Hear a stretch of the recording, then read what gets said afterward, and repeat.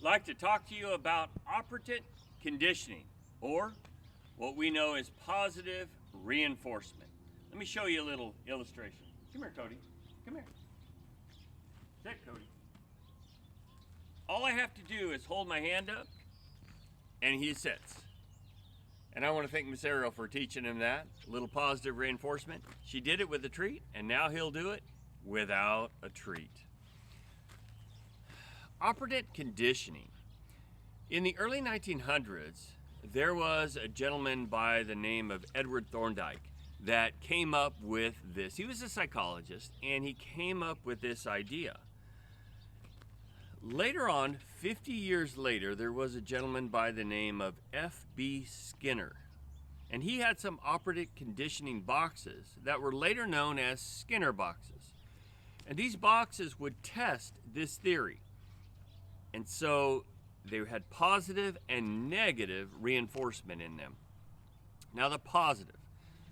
What they would do is they would do little things like a light would come on and a pigeon or a rat or something like that would have to figure out how to push a button, turn a key, and they would get a little treat.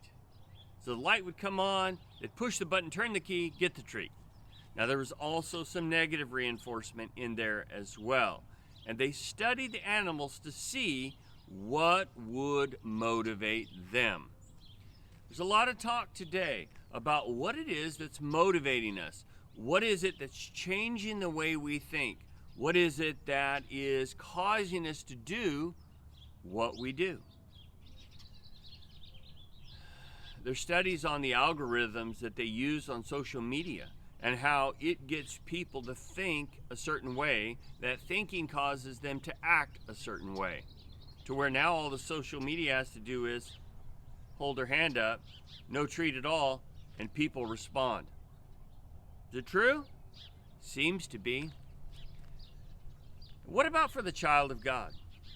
What is it that should motivate him? Well, I think it's pretty clear by the Word of God that it should be the Lord, should be His Word, should be His Spirit. Our verse this morning comes out of Psalms 37, 23, 24, and 28. It says, "The steps of a good man are ordered by the Lord, and he delighteth in his ways. Though he fall, he shall not be utterly cast down. For the Lord upholdeth him with his hand. For the Lord loveth judgment, and forsaketh not his saints. They are preserved forever." That is absolutely wonderful. And I know that a lot of times that we think, you know what? I'm my own person. I have my own free will. I can do what I want. That's true. But we cannot negate the fact that there are outside influences pushing us all the time to go a certain direction. Now, if you think, well, this is my idea, and this is what I'm going to do. Where did you get that idea from? Did you get it from your parents, from a teacher, from society, from social media, from the Word of God? Where did that idea come from? That's something to think about.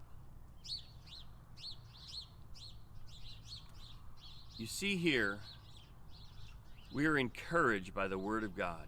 Because not only does it say that our steps are ordered by the Lord, but at the end of this it says, and they're preserved forever.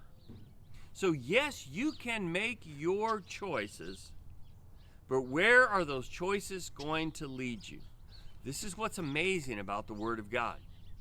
In the Word of God, what we see is, He tells us, yes, how life began, but He tells us also how it's all going to end. And that is so reassuring. We take a look here in Revelation 4:11, right here in the devotion. I encourage you to read it.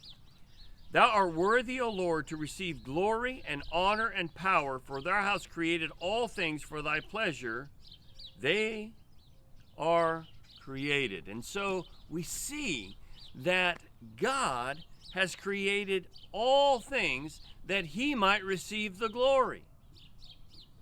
And if you don't know the Lord, that didn't make a lot of sense to you. You think, well, what kind of God is that?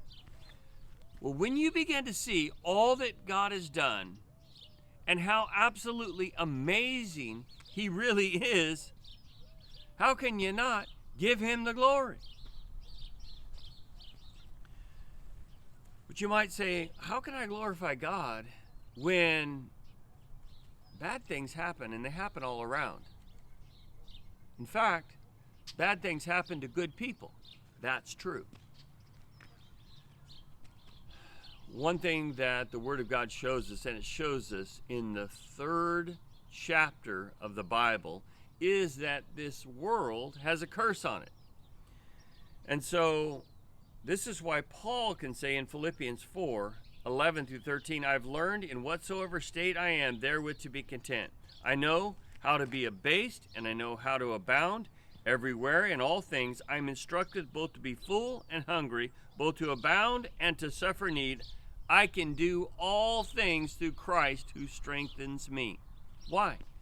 Because I know that whatever state I'm in right now, if it's difficult, I'm going to get through that state. I can give him the glory through that. John 16:33, it says, these things I've spoken unto you, that you might have peace. In the world you shall have tribulation. Be of good cheer. I have overcome the world. And that's the encouragement right there. He has overcome the world. He has overcome sin and death and the grave. And there is life found in him.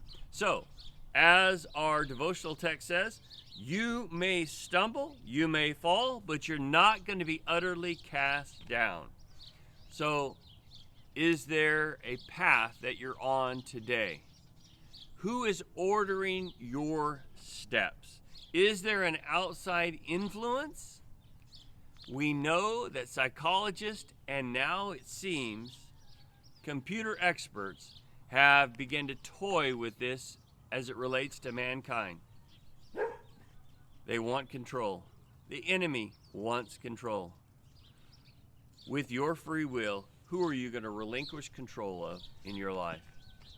There's a sure end for the child of God, and that is to be received up into glory. Is that what you want for your life? If so, let the Lord order your steps. So, I'm not sure who's ordering Cody's steps, but he's taken off. I'm going to go find out what's going on with him. Won't you have a wonderful day? Let God order your steps.